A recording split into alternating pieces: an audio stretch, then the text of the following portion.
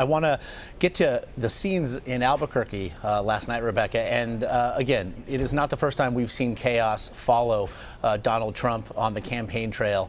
But scenes such as the one we saw last night seem to energize Trump's base during the primary season. They seem to play into his idea. He even mentioned today on Twitter that he made mention of the protesters waving Mexican flags last night outside the Civic Center there in Albuquerque. But as we make a pivot now to the general election, how do you see these very same images that maybe energized a base now playing with voting blocks he will have to appeal to, particularly undecided voters?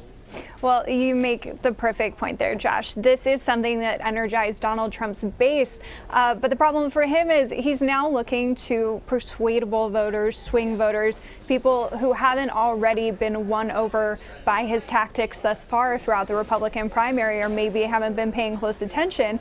Now, on the one hand, he is already rated so unfavorably with many voters, one of the most unpopular presidential candidates of all time, that, maybe this won't hurt him overall. But with some of these undecided voters, these images are very striking. You tend to get a very negative connotation from these protests. And so it is a very risky thing for Donald Trump. We haven't really seen how this is going to play in the general election, but it's certainly very volatile, and there's a chance that it could be very damaging for him. Rebecca Berg of Clear Politics in Washington, we appreciate the time.